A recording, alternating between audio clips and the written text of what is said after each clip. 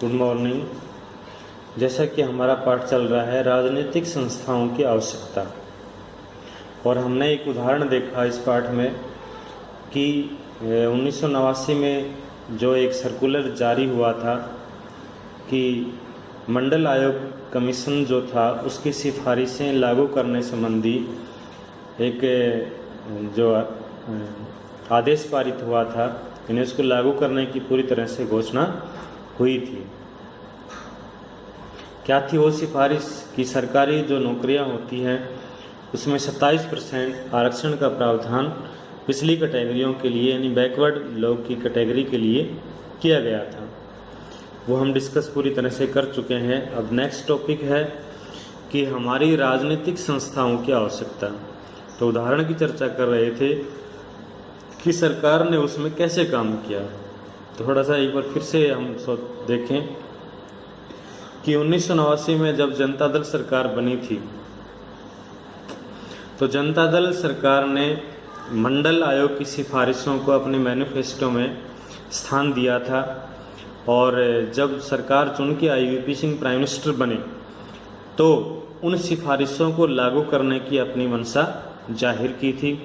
उसके बाद उस पे मंडल आयोग की सिफारिशों पर संसद में चर्चा हुई और बहुमत से, क्योंकि सरकार बनी थी तो बहुमत के जरिए उन सिफारिशों को लागू कर दिया गया था। देश में काफ़ी बवाल खड़े हुए, लेकिन अंत में सुप्रीम कोर्ट में फैसला जाने के बाद और सुप्रीम कोर्ट से फैसला देता है और देश के जो 11 सबसे वरिष्ठ न्यायाधीशों ने उस पर अपना फैसला दिया और भारत सरकार का यह आदेश जो था उसको अवैध करार नहीं दिया। हालांकि सर्वोच्च न्यायालय ने सरकार से उसके मूल आदेश में संशोधन करने को कुछ कहा था। तो यहाँ पे अगला टॉपिक शुरू हो रहा है कि राजनीतिक संस्थाओं की आवश्यकता क्यों होती है। तो सभी आधुनिक जो लोकतांत्रिक देश होते हैं उनमें राजनीतिक संस्थाओं की विशेष ज़रूरत होती है, क्योंकि देश में कोई भी फैसला लागू करने के लिए यानी लोकतांत्रिक रूप से चुनी हुई सरकार के लिए यह ज़रूरी होता है कि वहाँ पे अच्छी संस्थाएं काम करें, और यह तय करने वाला भी कोई होना चाहिए कि क्या सही है और क्या गलत है। सबके लिए यह जानना जरूरी है कि कौन किस काम को करने के लिए जिम्मेदार है। तो ये भी हम पढ़ चुके हैं कि हमारे देश में 3 तरह की संस्थाएं कार्य करती हैं: विधायिका, कार्यपालिका और न्यायपालिका। लिहाजा सभी आधुनिक लोकतांत्रिक देशों में इन कामों को देखने के लिए विभिन्न व्यवस्थाएं की गई हैं। इस तरह की व्यवस्थाओं को संस्थाएं कहती हैं। संस्थाएं कहते हैं कोई भी लोकतंत्र तभी ठीक से काम करता है जब ये संस्थाएं अपने काम को अच्छी तरह से करें। किसी भी देश के संविधान में प्रत्येक संस्था के अधिकारों और उसके कार्यों के बारे में बुनियादी नियमों का वर्णन होता है। दिए गए उदाहरण में हमने इसी तरह की विभिन्न संस्थाओं को काम करते हुए देखा है। नंबर 1, जैसे प्रधानमंत्री और कैबिनेट ऐसी संस्थाएं होती हैं जो सभी महत्वपूर्ण नीतिगत फैसले करती हैं। मंत्रियों द्वारा लिए गए फैसले को लागू करवाने के लिए एक निकाय के रूप में हमारे पास कार्यपालिका के रूप में एक जिम्मेदार संस्था होती है। यानी प्रधानमंत्री और कैबिनेट और संसद हमारे जो कानून मंजूर करती है, पूरी तरह जब वो कानून बन के तैयार हो जाते हैं उनको इम्प्लीमेंट करवाने की जिम्मेदारी होती है, वो नौकरशाही की होती है, जो एक कार्यपालिका से विशेष रूप से जुड़े होते हैं। और तीसरा, सर्वोच्च न्यायालय वह संस्था होती है जहां नागरिक और सरकार के बीच विवाद अंततः सुलझाए जाते हैं। जैसा कि आपने पीछे वाले वीडियो में देखा होगा कि मंडल आयोग की सिफारिशों के खिलाफ भी जब देश में धरने, प्रदर्शन, जुलूस निकाले गए थे, लेकिन मामला सर्वोच्च न्यायालय में जब जाता है और इस मामले को इंदिरा साहनी बनाम भारत सरकार मामला कहा गया था, और इसमें देश के सर्वोच्च न्यायालय ने सर्वोच्च न्यायालय के सबसे 11 वरिष्ठ न्यायाधीशों ने अपनी दलीलें पेश करके और उस कानून जो उस मंडल आयोग की सिफारिशों के पक्ष में अपना फैसला सुनाया था। तो इस तरह ये देश में कैसे भी मामले हों वो सुलझ जाते हैं। क्या आप इस उदाहरण में दूसरी संस्थाओं के बारे में सोच सकते हैं, उनकी क्या भूमिका होती है? अलग अलग देशों में अलग अलग तरह की संस्थाएं कार्य करती हैं। जैसे हमारे देश में संसद पर्टिकुलर रूप से विशेष संस्था होती है, ऐसे ही जर्मनी में आपने सुना होगा राइक्सटॉग वहाँ की मेन संस्था है। ऐसे पाकिस्तान में नेशनल असेंबली है, यानी वहाँ की संसद के रूप में ये संस्थाएं हैं। संस्थाओं के साथ काम करना कोई आसान नहीं होता। संस्थाओं के साथ कायदे कानून जुड़े होते हैं, इनसे नेताओं के हाथ बंधे रहते हैं।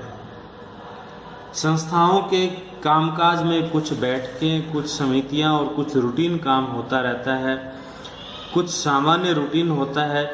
इनके कारण अक्सर काम में देरी और परेशानियां भी हो जाती हैं। ऐसे में कोई सोच सकता है कि सारे फैसले ही कोई एक व्यक्ति ले तो ज़्यादा बेहतर होगा, लेकिन अगर फैसले एक व्यक्ति ले तो ज़्यादा बेहतर नहीं हो सकता, क्योंकि वहाँ पे जो व्यवस्था है वो तानाशाही बन जाएगी। जो लोकतांत्रिक संस्थाओं के कामकाज से थोड़ी सी उनके कामकाज के तरीकों से थोड़ी परेशानियाँ होती हैं, थोड़ा वक्त भी लग सकता है, लेकिन सही मायने में उन्हीं संस्थाओं की उपयोगी राय होती है। किसी भी फैसले के पहले अनेक लोगों से राय विचार विमर्श करने का अवसर मिल जाता है। संस्थाओं के कारण एक अच्छा फैसला झटपट करना आसान नहीं होता, लेकिन संस्थाएं बुरा फैसला भी जल्दी ले पाना मुश्किल बना देती हैं। इसलिए सभी देशों में यानी मेन रूप से लोकतांत्रिक संस्थाओं पर ही जोर दिया जाता है। अगला हमारा जो टॉपिक है संसद। संसद के मुख्य रूप से आप पहले के क्लासों में पढ़ चुके हैं, लेकिन सरसरी नज़र से फिर डाल लेते हैं। हमारी जो संसद होती है उसमें संसद के 2 सदन होते हैं, एक तो लोअर हाउस और एक अपर हाउस। हमें संसद की आवश्यकता क्यों होती है? हर लोकतंत्र में निर्वाचित जनप्रतिनिधियों की सभा जनता की ओर से सर्वोच्च राजनीतिक अधिकार का प्रयोग करती है। भारत में निर्वाचित प्रतिनिधियों की राष्ट्रीय सभा को संसद कहा जाता है। निर्वाचित प्रतिनिधियों की राष्ट्रीय सभा को संसद कहा जाता है और राज्य स्तर पर इसे विधानसभा कहा जाता है। अलग अलग देशों में इनके अलग अलग नाम हैं, जैसा अभी बताया है। अमेरिका में व्हाइट हाउस, पाकिस्तान में नेशनल असेंबली, भारत में संसद, जापान में डाइट, जर्मनी में राइक्सटॉग।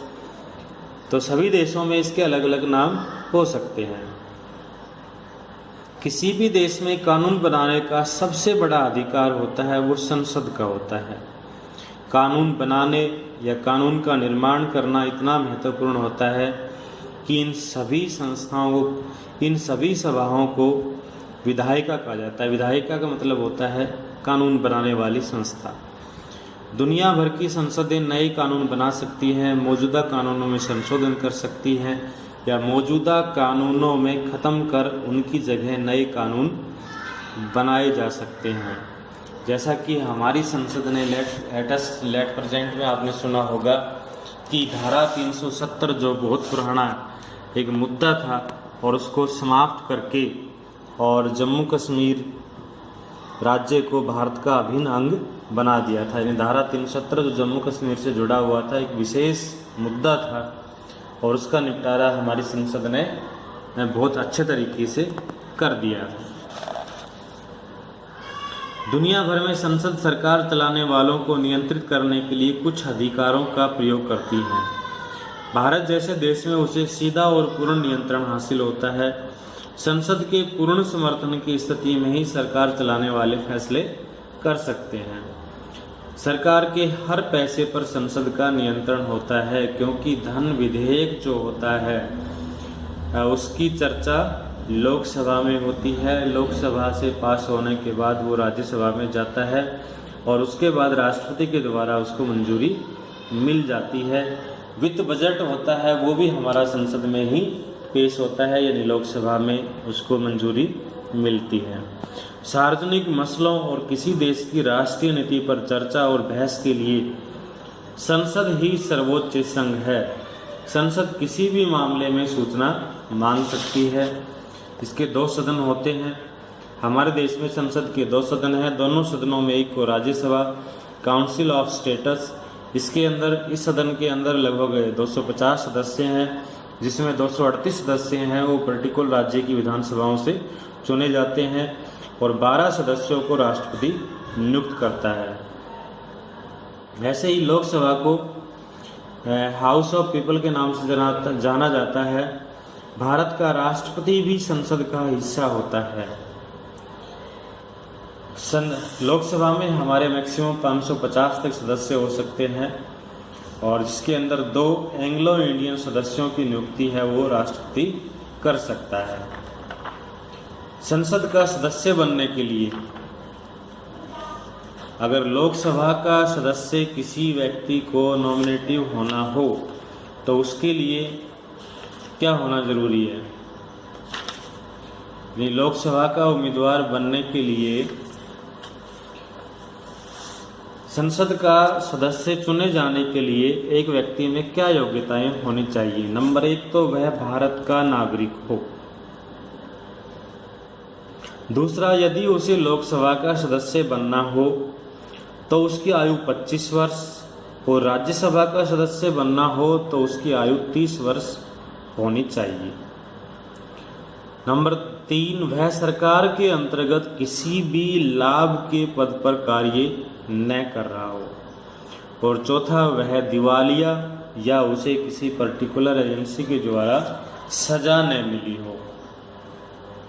यानी संसद का सदस्य बनने के लिए ये विशेष योग्यताएं देश के नागरिक में होनी चाहिए। भारत का नागरिक हो, लोकसभा का सदस्य बनना हो तो आयु उसकी 25 वर्ष, राज्यसभा का सदस्य बनना हो तो आयु 30 वर्ष और सरकार के किसी लाभ के पद पर न हो और उसे किसी भी यानी कि आपराधिक पृष्ठभूमि का वो न हो या उसको सजा न मिली हो। इसकी टोटल सदस्य संख्या के बारे में हम डिटेल से अभी आपको बता चुके हैं।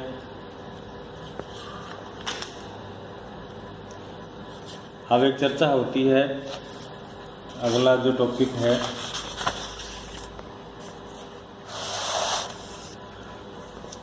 लोकसभा में एक दिन।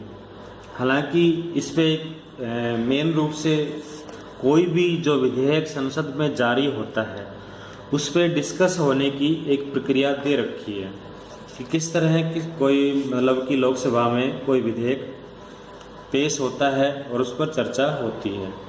जैसे कि मान लीजिए एक धन विधेयक है और एक साधारण विधेयक है। तो साधारण विधेयक एक ऐसा विधेयक होता है जिसमें धन से कोई लेना देना नहीं होता। ऐसा विधेयक लोकसभा या राज्यसभा किसी भी सदन में पेश किया जा सकता है। यानी साधारण जो विधेयक होता है वो राज्यसभा या लोकसभा किसी भी सदन में पेश किया जा सकता है। इसे सरकार का कोई सदस्य भी प्रस्तुत कर सकता है या विपक्षी पार्टी या पूरी संसद में से कोई भी सदस्य किसी भी विधेयक को प्रस्तुत कर सकता है।